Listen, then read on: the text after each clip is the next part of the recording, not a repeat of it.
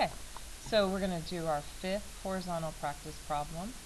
And again, a reminder, if you have not done these practice problems, you need to do them yourself and then come see these for checking your work. If you're having trouble with the setup, please email me so we get those problems worked out. That's the only way you're going to get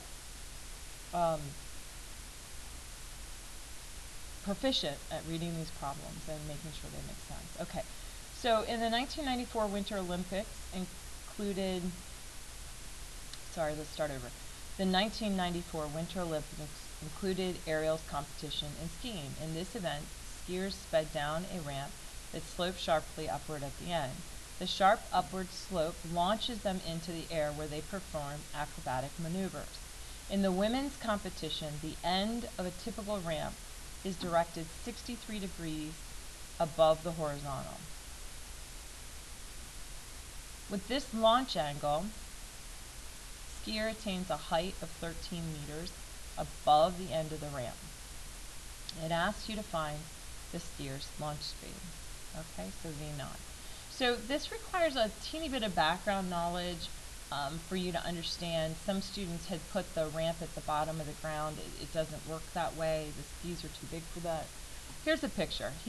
The skier's going to start here. They're going to go down the hill, and they're going to come up and off the ramp. Now, sometimes you'll see pictures of wooden platforms. Here, it makes absolutely no difference what supports the ramp or how high the ramp is. It makes no difference. I'm going to change this to be 13 meters, right? And I'm going to say that this is some height that I don't care about. You understand? Between the ground and whatever the heck this was, all right? So I'm going to draw it on my own. So here it is. The skier is going to get launched off the ramp with some initial speed that is at 63, or some initial velocity that's at 63 degrees above the horizontal. They're going to come up to some kind of height and then fall down. So this is 13 meters above here to here. And again, just to reinforce, there's something else that I don't know about, and really I'm not going to end up caring about it. So I want to draw your attention to a couple of things. A reminder that up here the velocity vector is directed this way. And that's V final for our problem. We're looking at it at that maximum height. I want to also draw your attention to this initial velocity vector. Some of you think that we don't know it. We do know it. That initial velocity vector has a magnitude of V0, and it has a direction of 63 degrees. And this is enough to allow us to actually put some data into our data table. Because V0 of y is the hypotenuse times the sine of 63. So it is V0 sine of 63. And it's upward. It's directed upward. And V0x is V0 times the cosine of 63. V0 of the cosine of 63. And we actually can just stick that right in the table. So V0 cosine of 63. We know the acceleration in the x direction is 0 meters per second squared. That puts these two equal to each other. And we know that our y component of that initial velocity is V0 sine of 63. And at the top, our y component is 0 meters per second. And we know that from the platform to here is 13 meters. So they'll have gone up, been displaced from the platform to that maximum peak up there, and a maximum upward vertical displacement of 13 meters in this case. And then negative 9.8 meters per second squared. So now some of you are going to ask, well, how do I figure out what's no and what's needed? And that question requires a little bit of practice, but we can look at it here. I can't find S or T from this side. I have too many unknowns. And let's assume for a second that I found T here, right? Then I could find S, but that certainly, and then I could find V0, but that requires me to do 3 steps, and I absolutely do not see any reason to do 3 steps. So I'm going to put big nose through all of here. It's too much work. So let's look here for a second and say, well, can I figure it out in y?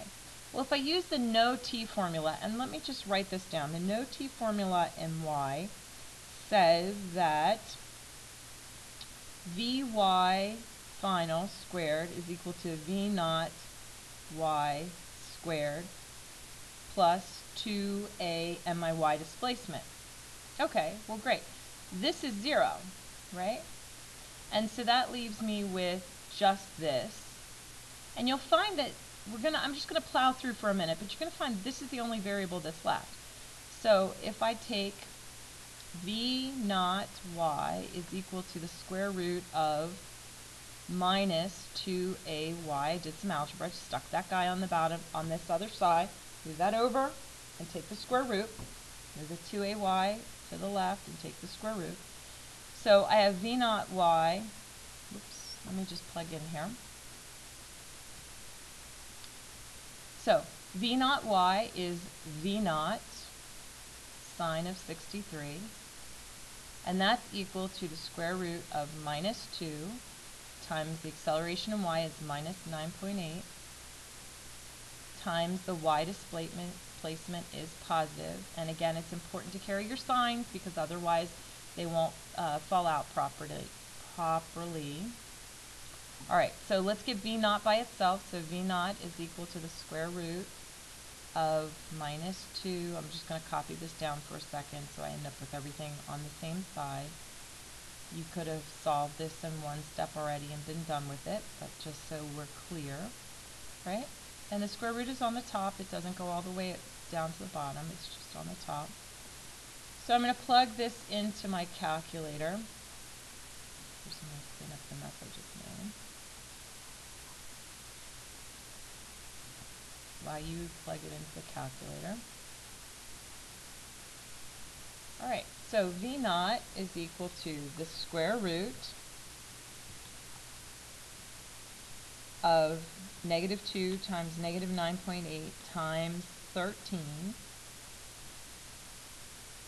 I'm going to hit the enter sign or close my parentheses before I divide by the sine of 63. And so I get V naught to be 17.92 meters per second. And I want you to be careful here because they ask for a speed. Well, that is the magnitude, 17.92 is the magnitude of this initial velocity vector. So my initial velocity was 17.92 meters per second at 63 degrees above the horizontal. So it's a standard form angle. But I don't need the velocity, I need the speed. It's there. So my answer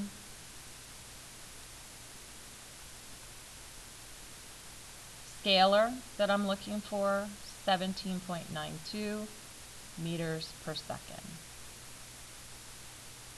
And that's my answer.